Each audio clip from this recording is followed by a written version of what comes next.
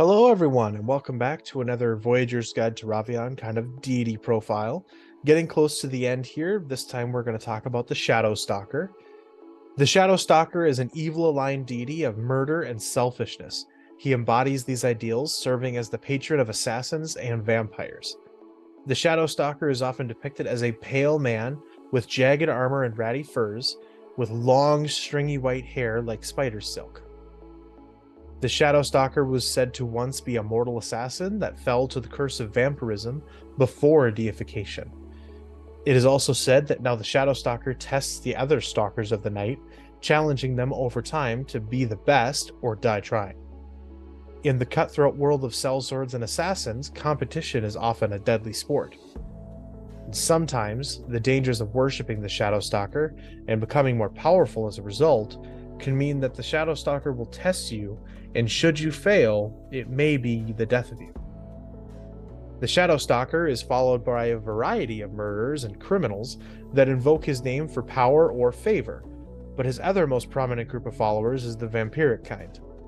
The Shadow Stalker, if not previously a vampire himself, appears to be and behaves like a vampire of the night, stalking and killing through the shadows. He also tends to favor vampires of any kind by virtue of their nature, though whether it's a favor born of understanding is undeterminable. The Shadow Stalker does have some basic tenets that his followers abide by. Strike swiftly and strike to kill. The strongest can yet be brought to your mercy. Kill for a reward, even if it is your own. So, if we break him down a little bit more, nobody really knows within the world of Ravean if the assassin in his mortal life that became a vampire rose to deification. That's just kind of the urban legend around this god, is at some point he was an assassin and then he was a vampire assassin and then now he's a god, so good luck. He's kind of the bad story of be good children.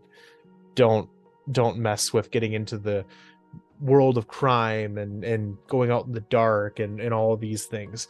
Vampires will come and get you. The assassins of the Shadow Stalker will get you. Now, no one knows if he's a vampire, but he definitely sympathizes with them. They are quite possibly the next closest things that he would tend to embody as like a night stalker predator that strikes to kill, right? They're the closest thing to like a natural assassin with clear sentience and ability to worship, so he tends to favor them. Now, with the followers being, assassins and murderers, criminals, all of these other things, you can probably guess, no, he is not necessarily a good god.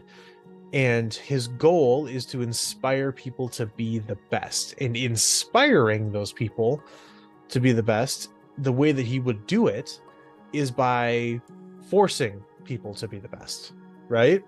If you had a paladin or a cleric of the Shadow Stalker or an assassin devoted to the Shadow Stalker in a great series of ways, he might work with other followers to put a challenge forth, to be able to put multiple assassins against each other.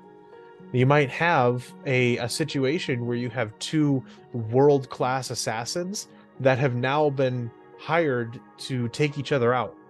And who wins is probably the better one. And as far as the Shadow Stalker is concerned, the one that dies probably didn't have what it takes. So they weren't enough. Oh well. Guess he has to take them and bring him back into his divine domain, and they will be there as a soul within his repertoire.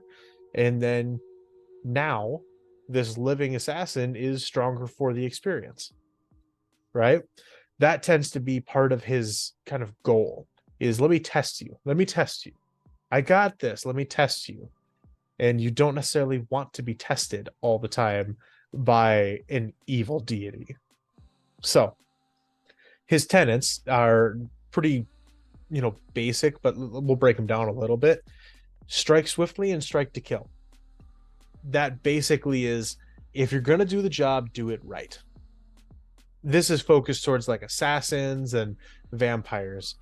If you're going to make an attack, if you're going to strike out at somebody as an assassin, it's probably best if you do take them out right then and there, because otherwise you'll probably run into the challenge where they're gonna fight you back and you've lost the element of surprise.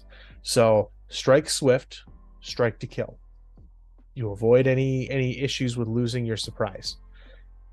The strongest can be bent to your mercy. Basically, that is, hey, it doesn't matter how strong they are, you can always take them out if you have better planning, and you can always take them out if you have the element of surprise. That tends to be the motif here, is lurk in the shadows until the exact right moment, your moment, and then strike them down.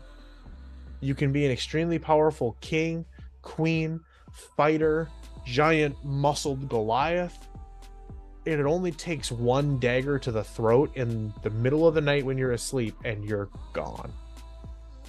That's kind of what that's all about, is be smart about how you're going to kill somebody if you're going to do this, right? That's what his tenet is for these assassins. Finally, it's kill for a reward, even if it's your own reward. And that's pretty simple. Don't just do it just cuz. Do it because you're going to get something out of it. Be smart enough that you're going to get something out of it. And so an assassin that's been hired to do it has their reward of payment.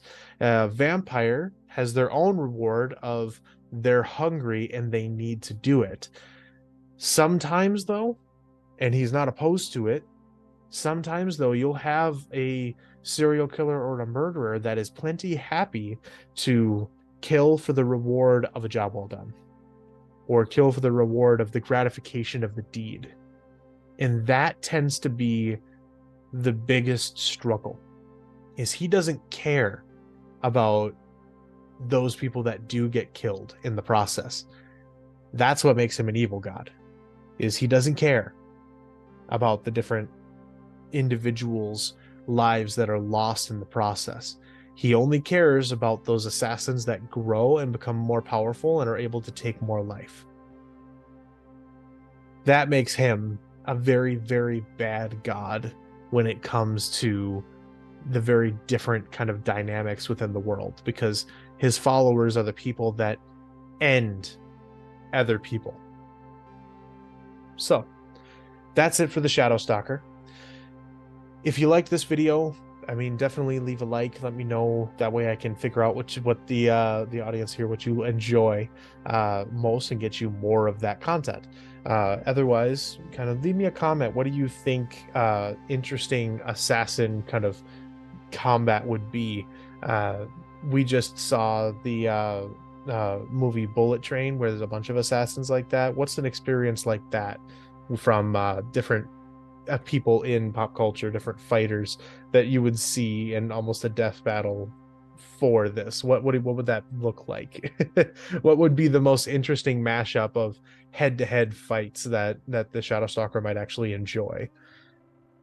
Otherwise, I wish you all the best. Remember, it doesn't take that much to make a difference out there, so be the difference that you want to see. I will see you all in the next video.